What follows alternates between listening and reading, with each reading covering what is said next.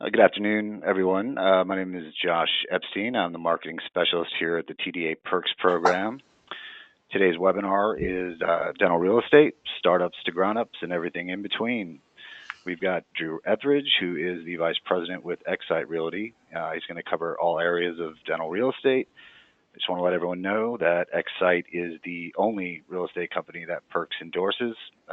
They consistently sponsor component meetings, student events, and they participate annually in our new office symposiums, which are held every June. So right now we're on the TDA Perks website. So you can see here we've got several different programs that are endorsed like Xite or for other topics, obviously. We've also got a great resource section here. We keep our articles, webinars, and podcasts here for you. Again, we are offering our new dentist symposium in June, and next year we'll be enrolling again in the TDA Executive Management Program, so definitely something you want to take a look at. Again, this webinar is going to be recorded, so you can come back. It'll actually be sent to you. So without further ado, I will pass the presentation to Drew. And actually, just real quick, make sure you type your questions into the question box there, and we'll get them all answered. So, Drew?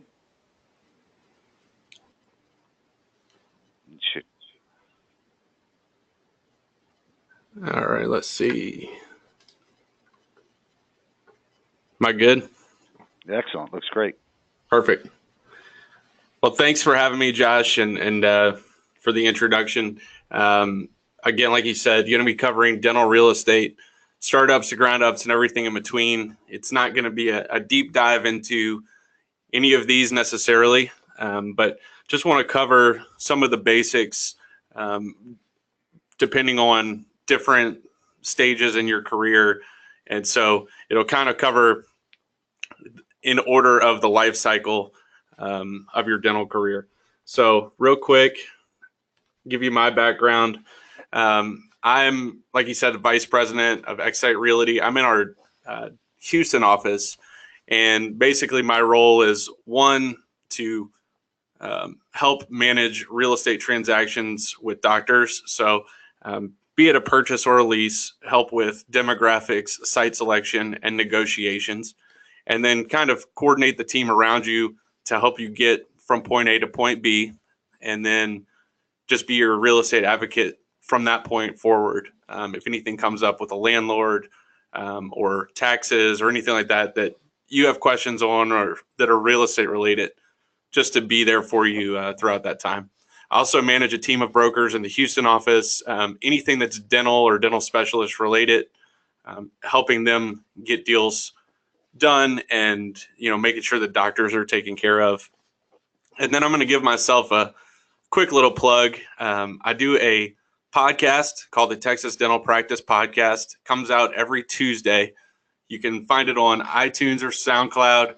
Basically, each week we cover a different dental related topic. Some weeks I'm joined by guest hosts that are experts in the field or doctors as well that have gone through different processes in the real estate front, just to put out content for you all consistently and just be a resource. So check that out. Not every topic is going to be for every doctor. So scroll through and see what interests you and what could be beneficial for you. So as far as Xite Realty, we were founded in February of 2013. We have offices in Houston, Dallas, Austin, and San Antonio. Basically, one of the principal partners, principal brokers of the company, he worked for Patterson Dental for 8 years, setting up new offices with equipment and supplies. And at that time, this was from 2000 to 2008, at that time realized there was really no brokers catering to the needs of dentists and dental specialists. And so he was kind of having to field a lot of issues and problems himself for the doctor on the real estate front, and thought there's got to be a better way to do it. In 2008, left, joined a big firm and opened a healthcare division there. And then, like I said, in February of 2013, opened offices in Houston and Dallas. and then 9 months later in Austin and San Antonio. So we have offices and boots on the ground in all 4 major markets, but that doesn't limit us to those markets. We've done deals from El Paso to Orange, Amarillo to the Valley. So anywhere in between, we can help out in the state. But those are where our main offices are, where it was a company that started by 4 guys. Now we're up to about 25 people on staff. So constantly growing and growing with doctors. So we'll hop into this. One, I just want to talk about the importance of using a real estate broker. So one of the first questions I usually get when I'm talking with someone who's interested in this process or doing something is, do I actually need a broker? The answer to that is no, you don't. It's something you can do on your own, technically. But there are several reasons why that is a bad idea. And so whether it's Xite Realty or someone else, and wherever you're going between, Texas or another state, you guys should do this the right way. You guys should be protected. So let me just cover some of the basics on what's important here. One, it's not going to cost you anything. So the common misconception is that you either have to pay us or that you're going to save money by not having representation. There's a 6% fee built into all of these deals, regardless of if you have a broker or not. If you don't have a broker, the landlord rep or the person who represents the seller or the developer, they're going to just keep all 6% of the commission. But with using a broker and having someone represent you, we're going to split that. And I won't go into a crazy amount of detail because it's different per deal and per market. But so each market kind of has an average, but usually it's somewhere in the ballpark of 3% to 4% for the person that helps you, and then 2 to 3% for the person that represents the seller. Excuse me. Importance here, really, there's a lot of gray area in real estate. One of those being who represents who. So when we get our license, technically we can go residential or we can go commercial. Clearly, what we're talking about now is commercial. But within commercial, you can be a tenant rep broker, which is what Xite Realty does, where we solely represent tenants going into spaces or buyers. You can be a listing broker, which would be the person who has their name on a for sale or for lease sign. And then there's a third bucket that would be a lot of companies around town, which would say that they do both. And the issue that arises is, you will go drive around, you might see a building with a for lease sign on it. You call it and you say, hey, I'm a dentist. I'm interested in this space. I'm looking for about 2,000 square feet, what have you. What will end up happening is that landlord broker will say, well, that's great. I can help you out. You don't need representation. We'll take care of you. The idea being, one, they want to keep all 6%. And two, they want to, if that site doesn't work, they want to keep you in their portfolio. So if they have other developments that might match criteria, they're going to show you all of their developers' sites. What we do is we'll show you every site. We take it out of that gray area. We represent you. We create through the eyes of Texas Real Estate Commission what's called an agency relationship, which means that we have your legal and fiducial responsibility to work for you to get you the best deal that we can, to make sure that everything is disclosed to you and there's no surprises. So really just taking it out of the gray, putting it in the black and white, and making sure that you see all of the sites that match your criteria and that you're not just stuck looking at the portfolio of one developer. The other thing that typically comes up is a lot of people will say, well, hey, I have a family member or, a brother-in-law or something like that that does real estate. They sell houses. The answer is yes, they technically can represent you in a commercial deal. The issue that we typically run into on that is we come in on the back end of leases sometimes where maybe a doctor signed a 5 or a 10-year lease and they go, hey, the landlord's telling me this, can you guys help me out with that? And it's not a lease, we negotiate it. and we come take a look at it, and we're saying, well, did you have representation? Who helped you out with this? Because you're missing a lot of things here, or there's a lot of things that should have been discussed and weren't. And we usually find out they use someone with a residential license or that typically does residential real estate to negotiate this commercial lease. Dentists have very specific needs and requirements.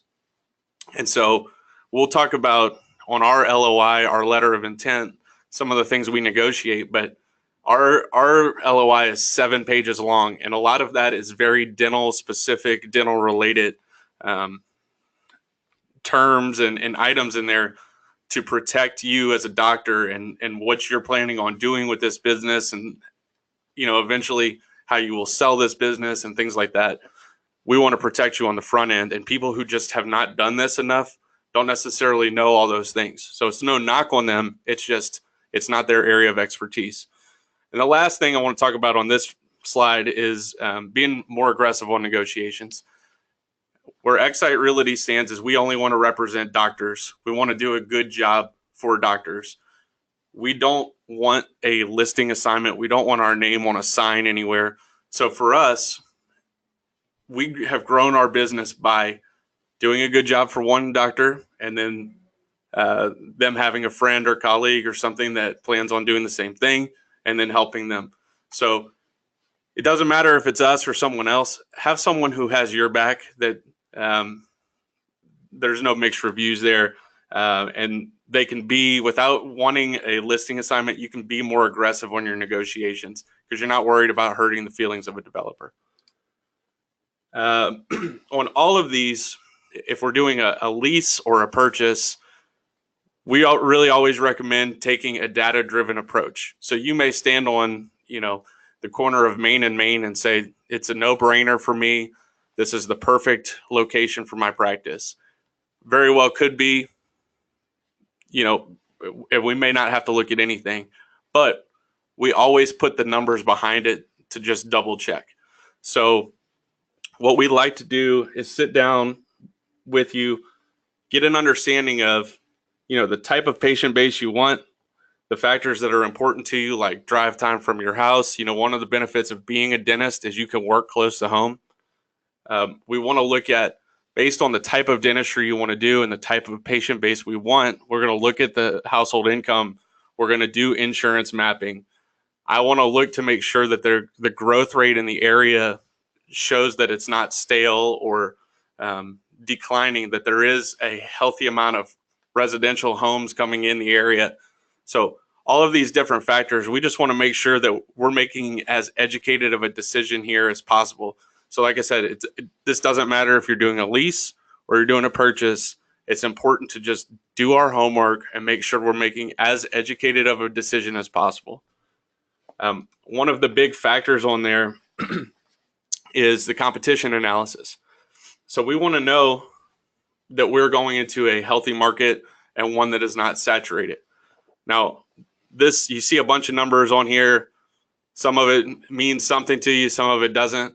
What I'll tell you is this: the biggest takeaway from competition analysis is you can get third-party information from any company that does demographics, and those numbers can be construed to mean good or bad with just about any group. We want to make sure that we have a true understanding of the market and that the person who is doing your demographics understands that market. So you can see this map here shows a 1, 3, and 5 mile radius. This is towards the Cypress area outside of Houston. Very well could be, looking at this, that you'll probably pull a 1 mile, but probably wouldn't even pull all of that 3 mile, and definitely not all of that 5 mile, not even close. So really, this should be customized into a custom polygon for the doctor to figure out exactly where do we think we're pulling patients from. And then within that, are we pulling a healthy number of the right patients? I'll give you an example. There's these third-party groups. A lot of them are out of state. They're not in Texas. They will do demographics for you for a fee. And what they we'll do is run it a couple different ways. One of the most popular ways we see is by zip code, and usually that is not very accurate information, mainly because it doesn't show you the tendencies of an area. You don't take that into account. Like, I don't go to a dentist or go to my grocery store if it's in my zip code or in the zip code right next to me, right across the street. I don't care about that. I'm not paying attention to that. Now, if we're doing Medicaid, then there is some good information within zip code that matters. Some people do the 135 mile radius. Like I said, that's sometimes accurate, and then there's times where this just is not as good of information. One of those examples would be, I had a dental client in the Woodlands area. So for those of you not familiar with the Woodlands, it sits basically just west of I-45, north of Houston. And everyone lives on that side of I-45, and all of your goods and services are on that side of I-45. Well, this company sent my client demographics and said, hey, you might want to look over here. It was on the eastern side of I-45. It showed really no competition, and said, but look, you can pull all these people in this 3 mile radius, and this is great. Look at how healthy these numbers are, and you don't have the competition over here. Well, I had to talk with that doctor because they didn't quite understand the Woodlands market. But people in the Woodlands do not cross I-45 for any goods or services. So you can go look at the buildings that are available and everything, and there's a drastic difference between what the two look like and who's shopping where and what. So even though the numbers look good, it didn't necessarily mean that they were accurate. So all of this is to say, have someone who understands your market in particular reviewing this with you and making sure we understand where are the patients coming from, and are there enough of them to make this, a good, healthy area to go into that's not saturated. You see the competition ratios here. I'm going to just kind of give you some general things to remember. You'll hear different numbers based on different groups. The ADA would recommend that your competition ratio is about 1,700 at a minimum, 1,700 to 1. The industry average that we see is about 1,800 to 1. Really, when we're looking at stuff, I'll just tell you, for us in the Houston market, we'd like to see it over 2,000 to 1. But I know there's some groups that would tell you 3,000 or more would be ideal. That's great. It's just in like Houston and some of the areas of Dallas, Fort Worth, and something like that, you're just not going to find a ton of opportunities like that. So the number that we're still comfortable with would be closer to 2,000. So I want to talk to you about, first about leasing. So this would cover us if we are doing a startup, if we are doing an expansion, or if we're doing a relocation. So I'm just going to, in general, talk about what we are asking for in a lease situation, and then I'll go through startup, expansion, and relocation. So in a lease situation, we submit to the landlord what's called a letter of intent. You'll hear it called an LOI. This is a non-legal, non-binding document that basically opens up formal negotiations between tenant and landlord. The things that we are negotiating here, one, most of them are going to be economic related. One, we want to try to drive down your rental rate as much as possible. Two, we want to try to drive up your tenant improvement allowance as much as we can. If you're not familiar with tenant improvement allowance, it's money that the landlord will give to you to put towards the interior build out of your practice. So it's not going to pay for, usually not going to pay for a half or even third of the total cost of the interior build out, but it will help you accomplish your goal, and it will help you alleviate some of those expenses. On any deal, you're going to have your base rental rate, and then you're going to have your additional rent. It's called different things. You'll see it listed different ways. Some say triple net, some say operating expenses. For the sake of this, these last two lines, operating expenses and property taxes, this is what we're talking about. So that triple net number would be your taxes, your insurance, and what's called common area maintenance, or CAM, C-A-M.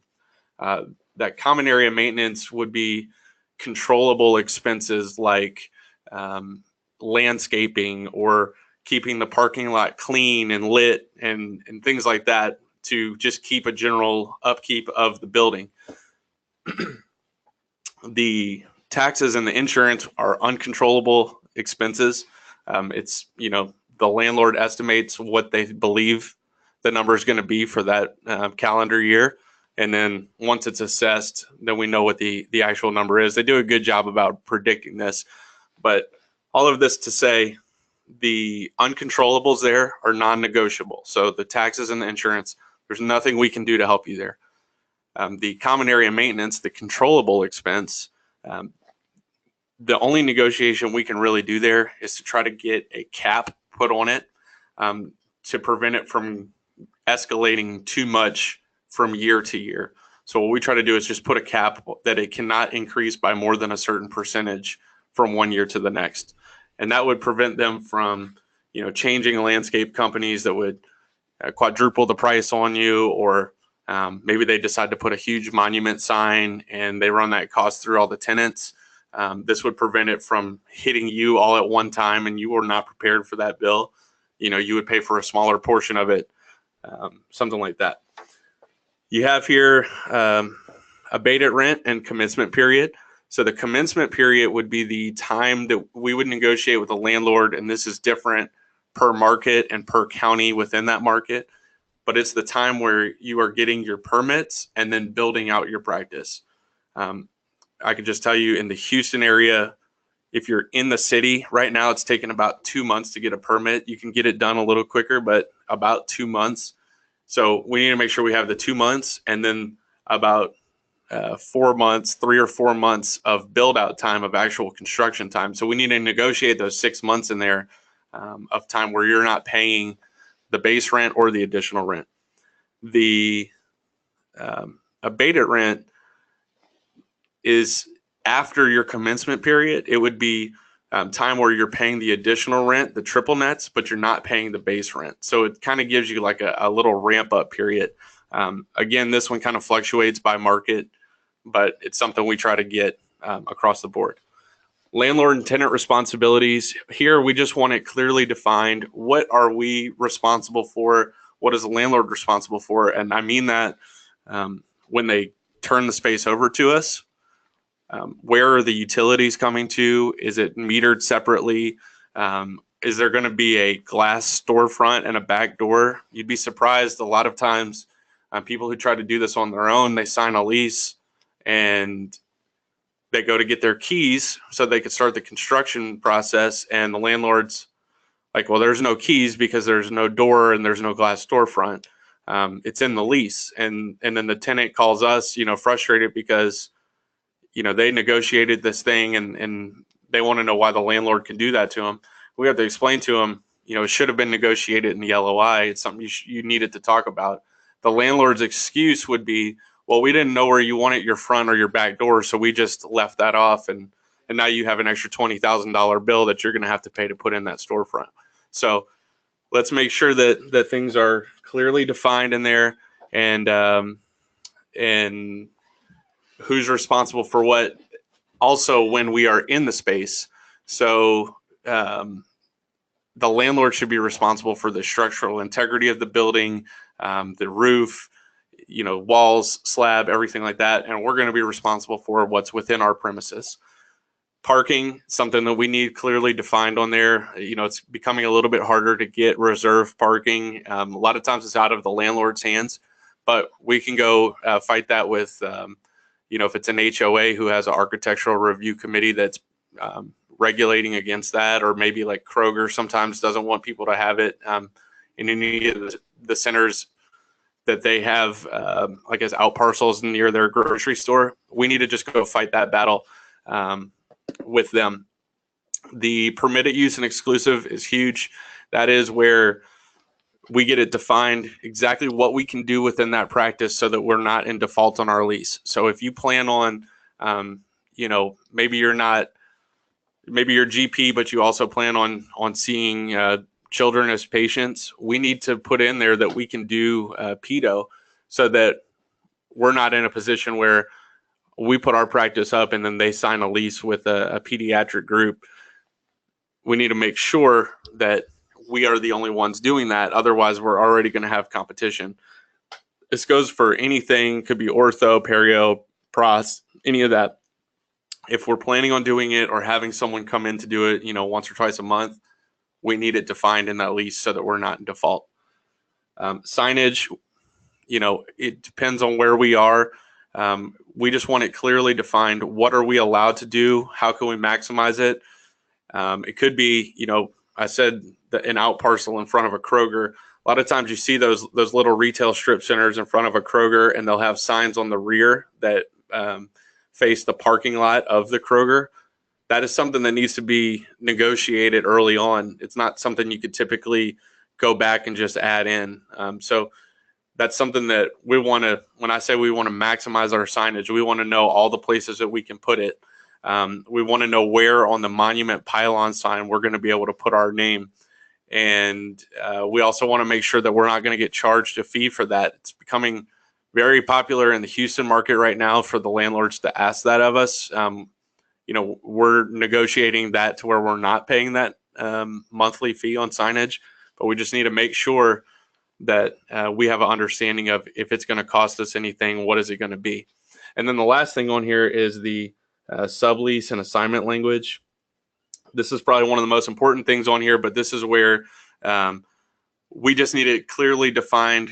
If we are to sell our practice, or if the worst happens to you, and what happens from that point on, who's responsible for the lease, how can we get out of it? So that I could do a 20 minutes just on sublease and assignment language, so I'll spare you from that. But just understand it's very important to get right. And the biggest thing is that at some point we want our name off of that lease, because what a lot of people sign leases, they don't realize that they're still on the hook for something even after they sell their practice. So that next tenant could run it into the ground, and there's really nothing you can do. You're still on the hook based on that language. So be mindful of that. Let an expert read that. Let an attorney read that, and let's get it right.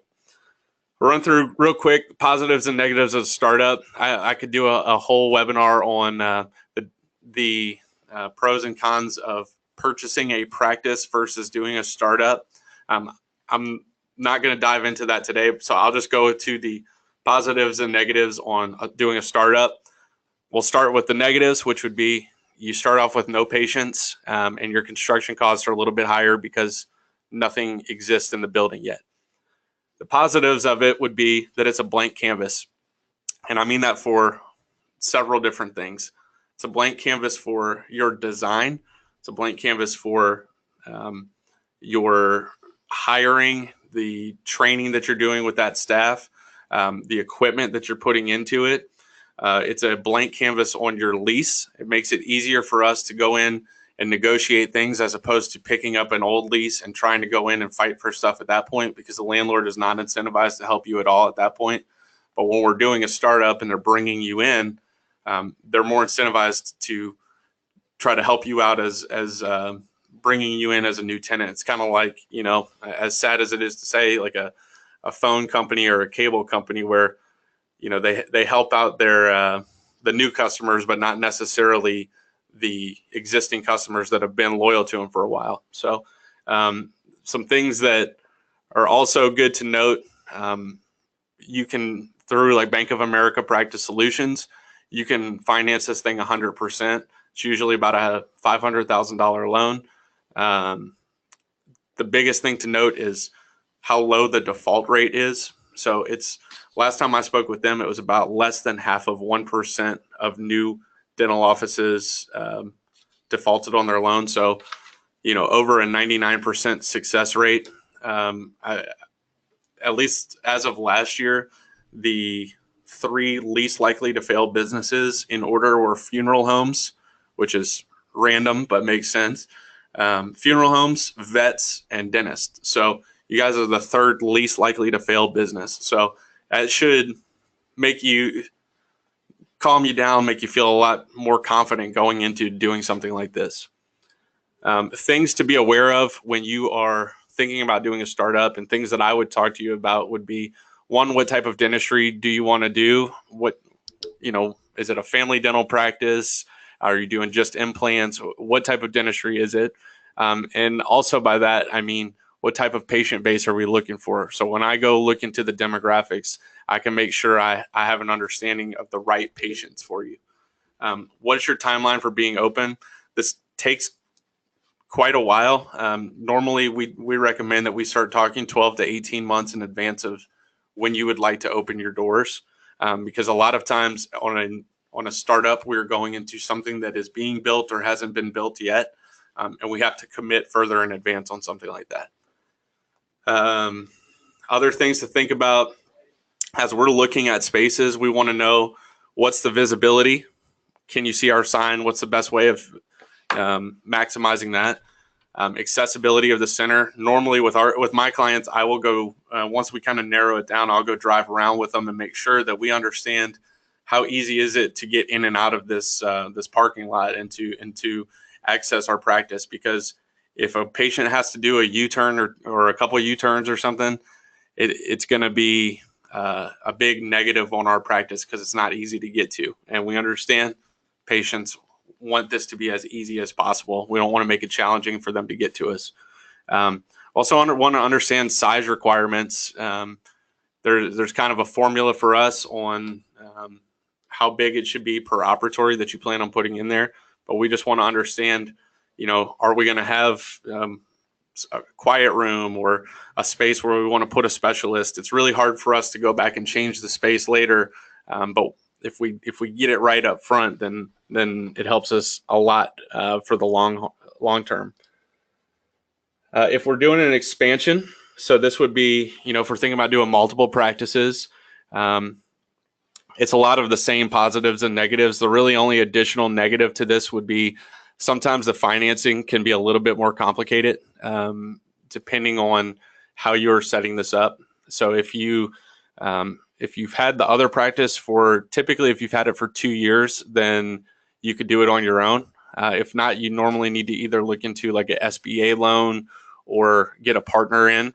And then that starts varying, how much do you have to put down on an SBA loan, and all these different factors. So it could be complicated, but sometimes you can just go through like Bank of America and get the same loan. The good thing is you've already figured out the recipe to success off of one practice if you're thinking about doing a second. So you already know the way that you want to hire and train. With being established, that looks better to a landlord than being a startup. So it helps us out when we're negotiating, or if we get into a situation where we're competing with another doctor for a site, it typically gives us a little bit more leverage to get in the space, and B, to get a better deal on the space. And then you should already have your branding and things done like that. So you're going to save some of that money on the front end. Some things that I like to pay attention to when we're talking to groups who are planning on expansion growth over the next few years. What's the big picture? What are we looking at as far as total number of locations in the next 3 to 5 years? And then are each of those locations going to be equal? And I mean that as far as, are we doing the same type of dentistry? If so, is it the same, patient base? Are we looking for the same household income? Are you planning on branding it the same? We see some people who will say, I want to replicate this, and we go find that. And then we have other people that say, I want a good opportunity in the right location, and I will adjust my business on that location accordingly. They may brand it differently, put a different name on there, but just want to find the opportunities to make money. So this opens up a lot of different ways that we can go, but we just need an understanding of what is your plan, and what are you really truly looking to do. Other things would be, who is running the location? Is it going to be you? If so, does that affect the drive time we need to keep this within? And then that it's also going to affect the financing like we discussed. If you have a partner and you did your loan on the first practice, the partner can typically do the loan on the second practice, and then you have two separate entities that really look good when we're going to do the third location and get the financing done that way. And I put on here growth strategy. What I mean by this is we just really want to make sure we're strategic with plotting out how we want this to grow. So it could be that, we know over the next 5 years we want 5 locations. Well, maybe we don't jump on the first location we see in the sub market that we think we want to go into, just because we think that's where we want to go first. Maybe there's a better opportunity that's coming up where that submarket could be our third or fourth location, and maybe there's an opportunity for our second location to be in a market that makes a little bit more sense, that's a little bit hotter, or the development's a little bit better within there.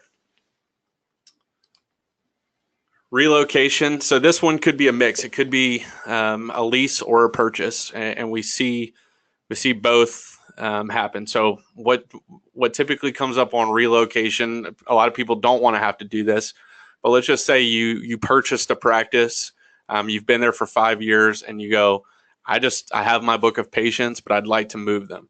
Or the other common thing that we see is doctors say, I've been paying rent for 10 years.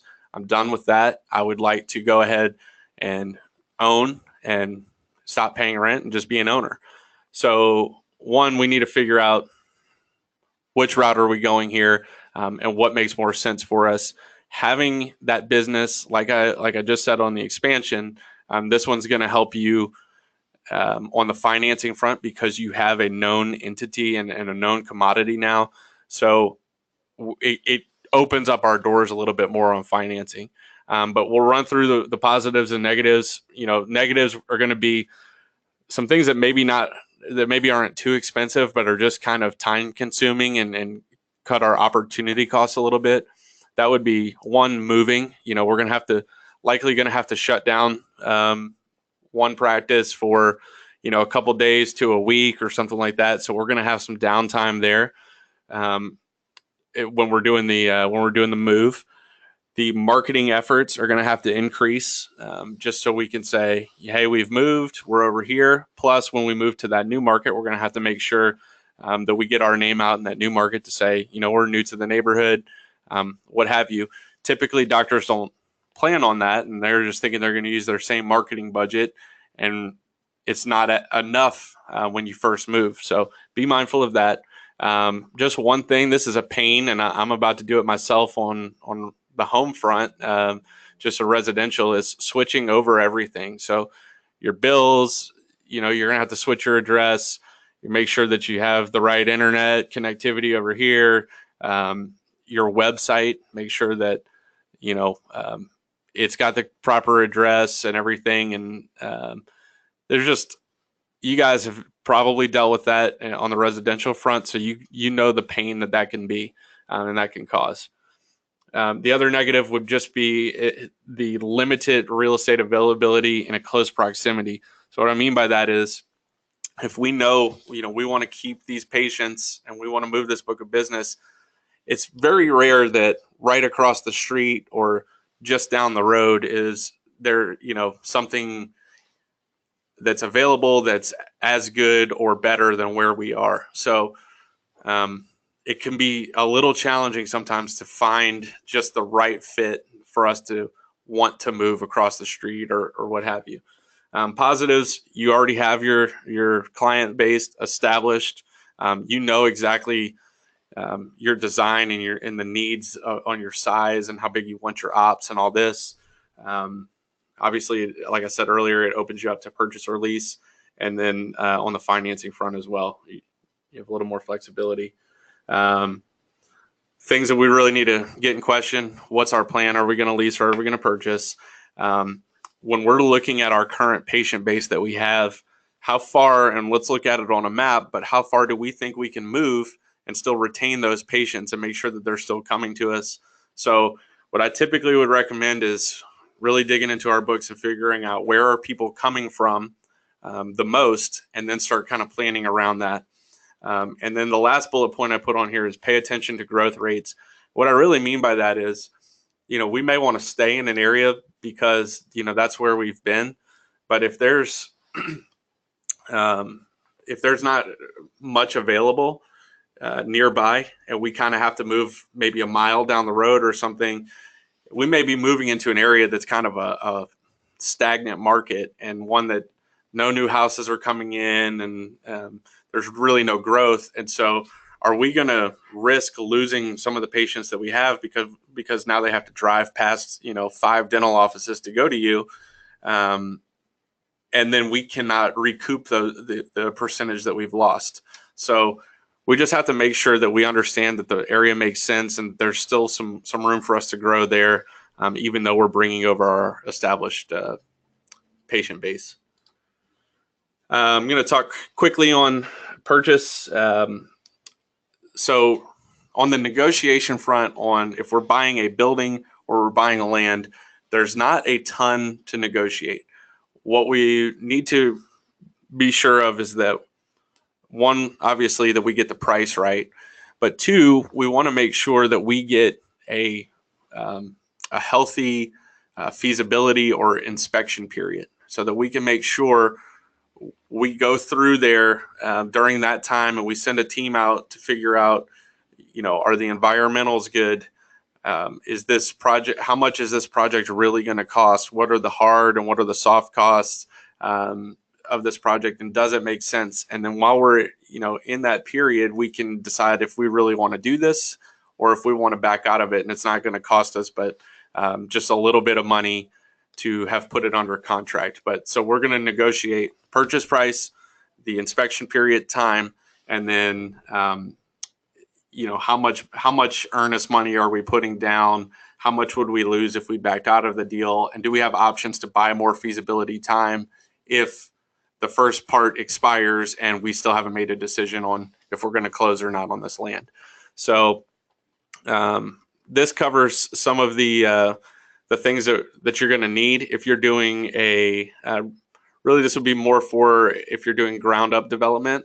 But part of this too is going to be, if you buy an existing building, you're going to need a team to go out there and check a ton of things, but you're likely going to be doing renovations on the exterior as well, and the interior. But we just want to make sure that we cover a lot of these things. So like I said earlier, it's going to be, on the land deal, we're going to be looking at how much do we need to do dirt work? How much dirt needs to be brought in? There's a difference between detention and retention. How much site do we have to give up to either of those? And then how much is that going to cost? What are the, was there anything that affected the dirt here? Is it too close to, like for ERs, they cannot be within the eyesight of a cemetery, and it's just for concerns of the ground being affected. So we see instances of like dry cleaners or things like this where you go and tap in, and there's been chemicals that have affected this ground, and it could affect, if we put plumbing in there, it could affect something. So we just need to be mindful of those type of things. But you're going to want to also figure out what's the net operating income if you are not the only tenant in this building, or how much rent are you collecting? You'll want to know that, A, just for your own sake, for your own books, but two, in case you plan on selling it, you will sell it based off that net operating income, the NOI. So we want to look at that. We want to understand if we're planning on purchasing and developing, and there's going to be not just our practice, there's going to be space for us to lease out. That's going to cost us, we're going to have to set a budget aside for attorney's fees, for broker's fees. You're going to want to put in that tenant improvement allowance and make sure you understand that you're going to have to go market that and compete with everyone else that's out there. So that's some of those soft costs that I'm talking about when I say hard and soft costs. But we just need to look at all of that to make sure that the deal makes sense and that we can achieve the rental rates that we'd like to. But you'll look at those numbers, and then you'll look at what is the architect going to charge us? How long is it going to take them to turn around plans? As far as a builder, how long is it going to take for them to turn around this project? and what are their costs as well. And then a lot of banks will require that you have a project management group on the job. They're in place, there are groups in place to basically protect you, to make sure that something's not getting looked over. For example, I've seen contractors bid ground up developments and leave off a roof, or not realize that they needed to put in a sprinkler system because we achieved a certain square footage. We're going to want to know those things. I've seen a deal where the builder didn't realize that they were trying to maximize the square footage of the retail center, didn't realize that the doctor could only, based on the architectural review committee, could only have a certain number of doors. They could only have basically 4 tenants in their building. And when you're trying to lease out huge spaces, sometimes you could have a hard time finding the right tenants for that. So there's just a lot of different factors here on getting you from start to finish. Real quick, positives and negatives on purchasing a building. The negatives, a lot of times buildings that exist are overpriced. The person did all the work and put it there and put in the infrastructure, and a lot of times we just don't see the return on those. Another negative is there's no flexibility on the size. So if you just need 2,500, 3,000 square feet for your standalone practice, and we're trying to figure out what to do with a former restaurant that's 7,000 square feet, that can make it really challenging. The next bullet point would be location is not always ideal. There's not as much on the market for an existing building, and you start to kind of compromise on location, and maybe you say, well, I don't have to be right at the corner of Main and Main, and you compromise on that to save some money, and then it hurts your business down the road. Like I said about the former restaurant space, these buildings are typically not dental previously, or even medical. So a lot of times it brings up challenges on converting it from one thing to another. Can be done. We see it all the time, but it just can make it a little bit more expensive or more challenging.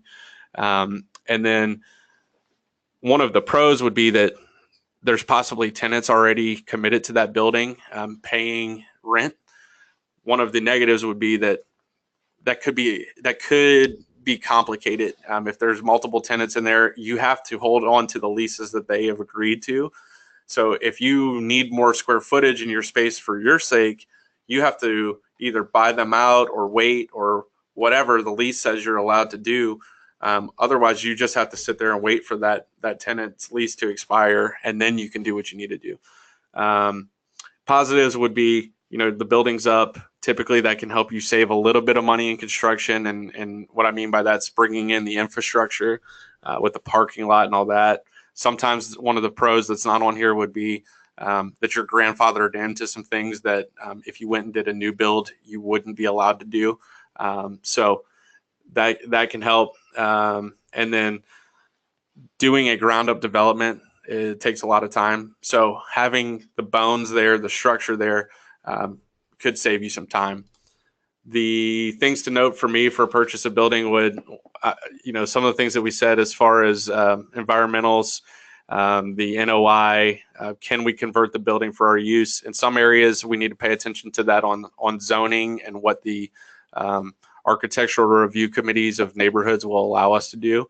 But one of the biggest things to note on a building is there are several things that can go wrong in feasibility. There could be asbestos. There could be, we could find out that somebody has we thought it was grandfathered in to where we could keep it right on the road, and they say, well, no, you need to, this building is not, so we need to push it back. I've seen that in the Heights before in the Houston market. To where it affected their parking and all of this, and just kind of made it a nightmare. So there's just a lot of things to be aware of. And quickly, I know we're running out of time, talk about purchase of a land. One, it allows you to be a lot more flexible on location. Now, it's still going to be more expensive to be right at the corner of Main and Main, but it's normally, you can make a lot more sense of buying land in an ideal position. The other thing is, if you're just doing a standalone practice and you know you're keeping your certain patient base, you're relocating them, then you might not have to be the most visible or the most accessible, and you know you're going to keep your patients. So we can save a little bit of money being off the main road and developing there. Flexibility on the per site, what we can do there. So, you can buy a couple acres and we can either develop a massive project, or we can put in, a couple out parcels and hope for a bigger tenant. Or you can develop part of it and try to sell off the other part of it. So it just kind of opens you up to a lot of different ideas there. You get to be the landlord. You get to choose the co-tenants that you have with you, and then you're the owner. So people are paying your bills essentially while you're collecting rent and practicing dentistry, and not having to pay rent to someone else. Negatives, it's still not cheap. It can be pretty expensive. Land can be expensive, and like I said, sometimes it can be tough to find some good land that is reasonably priced. And then the biggest negative would be it's a long process. It could take a year, 2 years, even longer than that. I know the last one I did, the land got under contract in, I want to say like January, and then it was like we closed in May. I'm talking about the last one I completely finished, that they purchased the land and their building is up. But we had started looking for sites. We did that for about 3 to 6 months before we decided on, the right site. We pursued another site, and there was a lot of complications. There was an old house on it.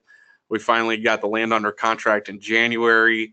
We went through our feasibility and closed on the land in June, and that building is finally being finished right now. So, it really took about 2 years total. So it can be a very long process.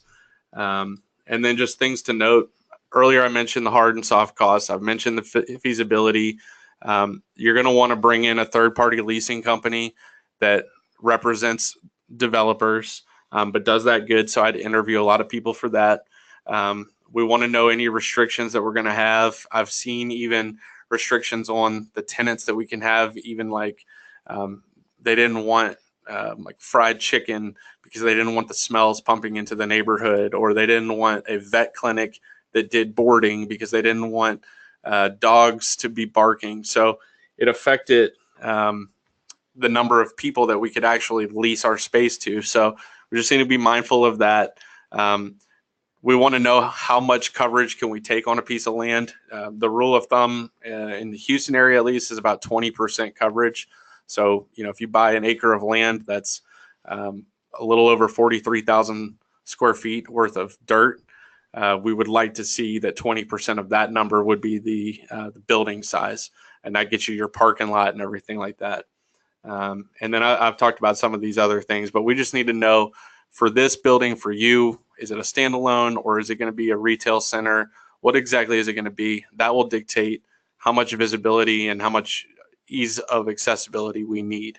So I think that's it. I just rambled on a little longer than planned. So if you guys have any questions, I think Josh has been collecting those. So. Yeah, and thanks, Drew. That was great. Actually, we do have a couple questions that have come in, and the first two really have to do with competition. And the first is for the competition ratio, is that 2,001 for a 1 or 3 mile radius? So that would be, I would say this, it would be per trade area. So it doesn't necessarily mean a 1 mile or a 3 mile. It's, let's figure out exactly where we are pulling patients from. And that might only be, 2.5 miles, or it might just be, like the Heights is a good example in Houston. It's kind of a weird shaped little piece where we know we can pull patients from. So I would look at that trade area as the competition ratio. So the competition ratio of a trade area, not necessarily a zip code or a certain mile radius. Okay. Yeah, and just can you go back into the just competition in Houston in general for bringing in dental practices? You mean is it getting kind of saturated? Is that the question? Or Yeah. yeah, so that's a pretty common question that I get. Is they're looking at, maybe they're not from Houston. A lot of people are not, and they're kind of looking between here and some other markets or even states, and they say, well, we've heard that Houston's pretty saturated. And I will say this: there are areas of town that you could definitely say are saturated, or make it hard to get into, to really make a name for yourself. Like Sugarland would probably be a good example of that, or the Bel Air market has been a little bit tougher because there's not as much commercial development. There's a lot of doctors in medical office buildings, just kind of on top of each other. So it makes it a little bit tougher in those markets to find a healthy ratio. But in general, and you can follow the pattern of the roadways, with 99 coming in, we're seeing growth still along Beltway 8. There's a ton of houses going up. And so when we're looking at rooftops and we're looking at how many people are moving to Houston still, there's plenty of room to go. We just have to be smart about where that is and what we can really achieve there. Thanks. And as far as planning, another question's come in. As far as planning, how far in advance should someone start looking for space? So I don't know if it's lease or purchase on that question, but if we're doing a lease, like I think I mentioned earlier, about 12 to 18 months would be a good number on just getting an idea of what to expect and going and doing a first little general overview of the market. You can definitely do it faster, but that's 12 to 18 months from when we first meet until you're opening your doors for business. And the big chunks of that would be your permit and your construction periods. And then if the space is not built yet, maybe it's just dirt right now, you're having to commit to that so far in advance, and then you have to wait until they deliver the space to you. And if we have, another Harvey or something like that delays construction timing, it could kind of make it kind of a nightmare for us on it extending that period out longer than we thought. So usually the sooner the better on when we're looking. But I would say at a minimum, the quickest you're going to get it done is about 6 to 9 months from when we first meet to opening your doors, and the more realistic time frame is about a year to 18 months. And then, sorry, on a purchase, it varies as well, but I'd give yourself at least a good year to 2 years on that time frame. Awesome. Thanks, Drew. Okay, it doesn't look like we've got any more questions right now, but I just want to thank you, Drew, for doing this and being here today, and I want to thank everyone else for being on the line and taking time out. To get more information on Xite on the Perk site, you can just go to the programs. You're going to look up either two things: either dental startup and practice management, or dental real estate. And TDA Perks is a member benefit, so you should be taking advantage of all of our different companies that we endorse. I had mentioned the resource section that we've got all of our webinars. We archive them all, and we've got several journal articles as well from our partners. And quickly, I hope everyone's coming out to TDA meeting next week. And if you are, I know Xite's going to be at booth 712, and the Perks aisles are 600 and 700. So, please come by, and if you have any questions, we'll be sure to help you out. So if you do need to get in touch with me, you can do so. I'm at josh@tda.org, or you can reach me at 512-443-3675, and that's here at the TDA. So if there are no more questions, Drew, do you have anything else to add? No, I'll be at TDA. So come by the booth. I'd love to talk with you. If you need help, uh, if I'm in the Houston market, but if we need somebody to help you in the any other market or anywhere else in the state, we'll assign that based off of your geographic location. So we have an expert in that market helping you. So get in touch with us, through TDA Perks, and we're happy to get you in touch with the right people. And if you need my email, it's detheridge@xiterealty.com. It's DETHERIDGE at XITEREALTY.com. And that's it. All right. Well, thank you again, everyone, for being here. Appreciate you, Drew, and everyone have a great weekend. Take care.